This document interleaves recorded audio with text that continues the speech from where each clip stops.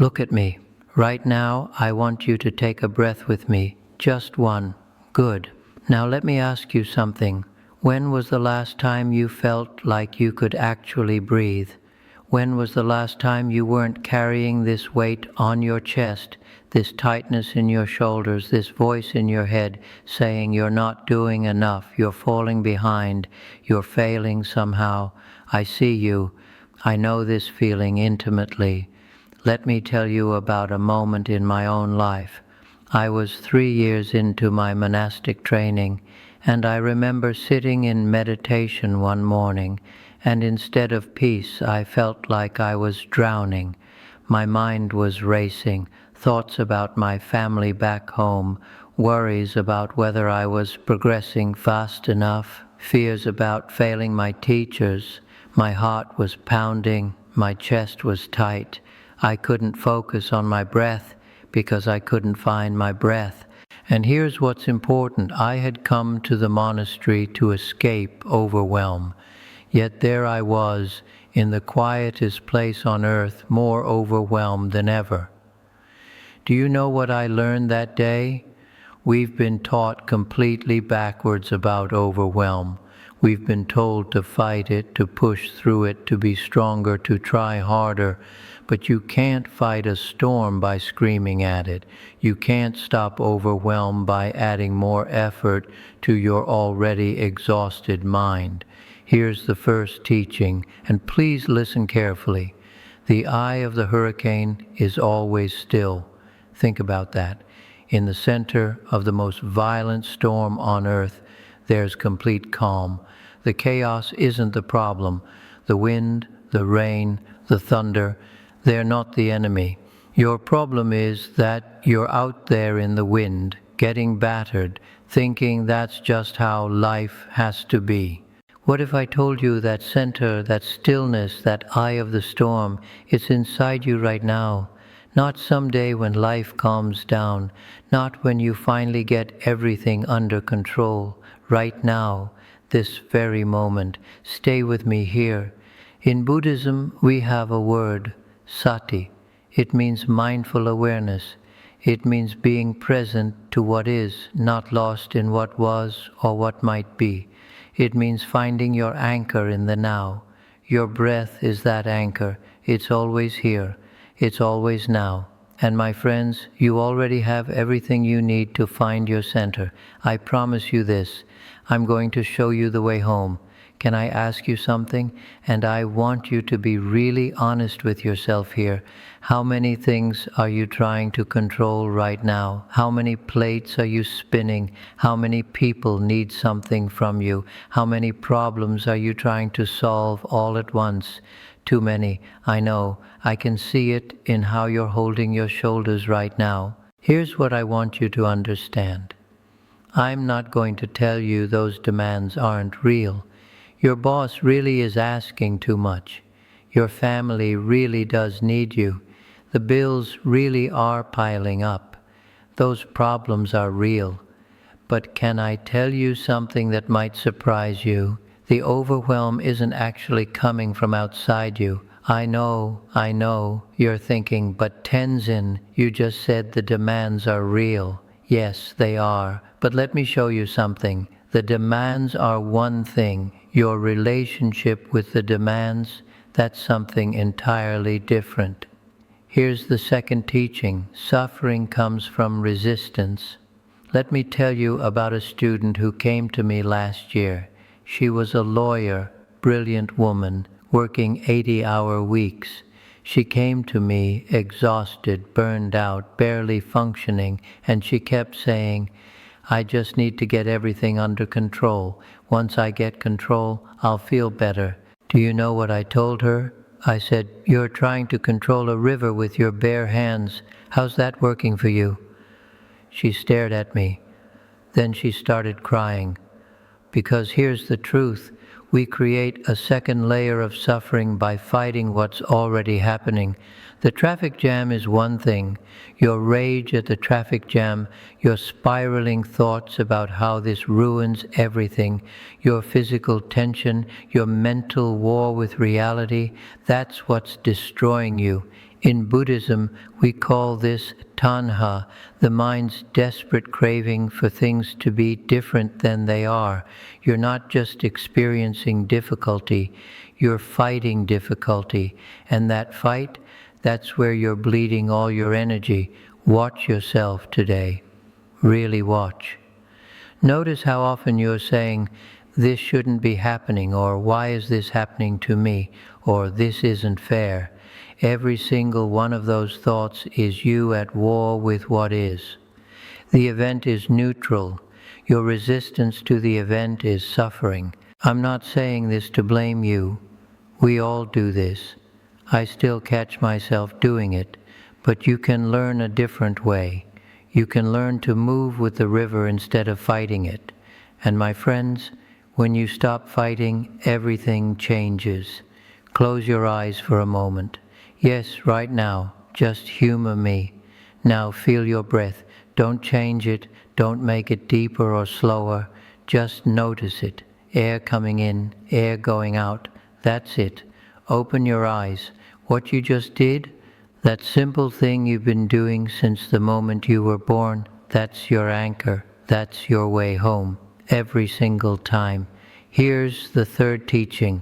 Your breath is always in the present moment. Let me share something vulnerable with me. In my second year at the monastery, I had a panic attack during meditation. Can you imagine a monk sitting in meditation, supposed to be peaceful, and I'm having a full panic attack? Heart racing, can't breathe, convinced I'm dying. My teacher, this old monk who rarely spoke, he walked over and grabbed my shoulders, hard, and he looked right in my eyes and said just one thing, breathe, just breathe, not calm down, not you're fine, not get it together, just breathe. And I did, and slowly, not immediately, but slowly, I came back. Your breath is the only thing that's always with you. Your thoughts are in the past or future. Your emotions are reactions to stories you're telling yourself. But your breath is only ever right here, right now. Let me teach you something practical, something you can use today, this hour, this very moment when overwhelm hits. Breathe in for 4 counts. Hold for 4 counts. Breathe out for 6 counts. That's it. 4 in, 4 hold, 6 out. Do you know why the exhale is longer? Because when you lengthen your exhale, you activate your parasympathetic nervous system. That's the science way of saying you tell your body it's safe to relax. Your body knows how to come home. You just have to give it permission. Now I can hear some of you already. I don't have time for breathing exercises. Really? You don't have 12 seconds? Or you're thinking, my mind is too busy for this. Your mind is busy because you haven't given it an anchor. This isn't about achieving some perfect meditative state. This isn't about clearing your mind completely. This is about having one place, just one place. You can always return to when life gets crazy. 3 conscious breaths 3 times today. That's 9 breaths total between you and sanity. You can do this at your desk, in your car, in the bathroom, waiting in line. Nobody even has to know you're doing it. 9 breaths. You can give yourself that. I want you to think about something right now, and I want you to be brutally honest with yourself. How much energy are you spending trying to control things you absolutely cannot change? How much time are you spending trying to change other people's minds, trying to make someone love you differently, trying to fix a situation that isn't yours to fix, trying to go back and redo the past? Be honest. Really look at this. Here's the 4th teaching. The path to peace is paved with surrender.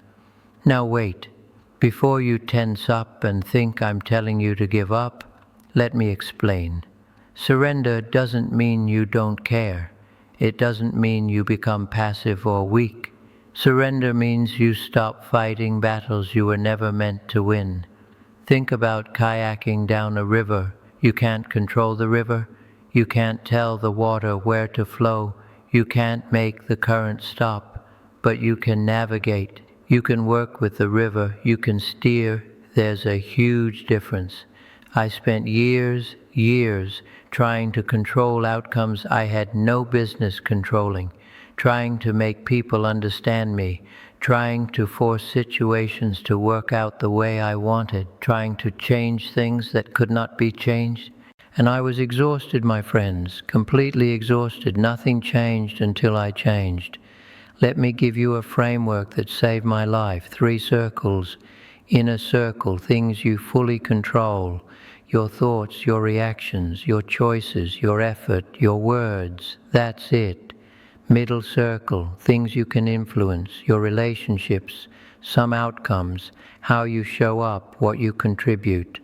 Outer circle, everything else, the weather, traffic, other people's choices, what happened in the past, what might happen in the future, other people's opinions of you. Here's what I learned the hard way. Peace lives in the inner circle. Suffering lives in the outer circle. Every moment you spend trying to control the outer circle is energy you're throwing into a void. It doesn't just fail to work, it actively drains you. We have a teaching in Buddhism, anicca, impermanence. Everything changes, nothing lasts. Not your problems, not your pain, not your circumstances, not even your suffering. When you truly understand this, when you really let it sink in, you stop clinging so desperately to outcomes. You stop trying to freeze frame your life into one perfect moment. You learn to flow. Right now, I want you to list 3 things that are overwhelming you. Just 3. Now look at each one and ask, which circle does this belong in? Watch what happens when you see clearly what's yours to carry and what isn't. This doesn't make the problems disappear, but it stops you from bleeding yourself dry trying to fix what was never broken, control what was never controllable. Let it go. Someone cuts you off in traffic. What happens? You react immediately. Anger floods in. Maybe you yell, honk, make a gesture. Your boss sends a critical email. What happens? Your stomach drops. You start composing a defensive response before you've even finished reading. Your child has a meltdown. Your partner says something hurtful. You see a number on the scale you don't like. What happens? Reaction immediate, automatic, like you have no choice in the matter. But what if I told you there's a space, a sacred space, between what happens to you and how you respond? And in that space, my friends, is your freedom. Here's the 5th teaching. Between stimulus and response, there is a space. In that space is your power. Let me tell you something I'm not proud of. 5 years ago, a student questioned my teaching in front of a group. He was disrespectful, dismissive, and I reacted. I responded with sharpness, with ego, with anger disguised as teaching. I saw the hurt in his eyes immediately. I knew I'd made a mistake. Afterward, my teacher asked me one question. You let the stimulus drive the car. Where were you? I had no answer. Here's what happens neurologically, and stay with me, this is important. When something triggers you, your amygdala, the primitive part of your brain, detects a threat. It hijacks your rational mind. It floods your body with stress hormones. Your brain literally thinks every critical email is a tiger about to eat you, and when that happens, you're not making choices. You're just reacting from old patterns, old wounds, old programming. But you can interrupt this. You can create space. I call it the sacred pause. When you feel triggered, stop, take one breath, notice what you're feeling, then choose how you want to respond. That's it. Stop, breathe, notice, choose. This takes 3 seconds, 3 seconds between reactive and conscious, 3 seconds between war and peace. Let me give you an example. Someone criticizes you. Reactive response. Defend, attack back, shut down, prove them wrong. Responsive choice. Thank you for the feedback. Let me think about that. Same situation, completely different outcome. You're going to get triggered. I still get triggered. The difference is you don't have to let that trigger drive your actions. I know what you're thinking, but they deserve my anger. Maybe. But do you deserve to carry it? Do you deserve to act from your lowest self instead of your highest? Here's your practice. Just once today, catch yourself before reacting. Create that space. Notice what happens. One conscious response instead of 10 unconscious reactions. That's freedom, my friends. I'm going to tell you something that might be hard to hear. Are you ready? Right now, in this very moment, your life is exactly as it is. Not as you wish it was, not as it should be, not as it might become, exactly as it is. You can fight that reality or you can work with it. Only one of those paths leads to peace. Here's the sixth teaching. What you resist persists. What you accept transforms. Now hold on. I need to be very clear about what acceptance is and what it isn't. Acceptance is not resignation. It's not pretending everything is fine when it's not. It's not approving of bad situations or giving up on change. Acceptance is simply seeing clearly what is. That's all. Seeing reality as it actually exists, not as you wish it would be or fear it might become. Let me tell you about a student of mine. Beautiful woman, 43 years old, diagnosed with stage 3 cancer. She came to me in complete despair, fighting the diagnosis with every ounce of her being. This shouldn't be happening, she kept saying.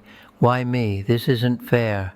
And I said to her, gently but firmly, you're right, it isn't fair, and it's happening anyway.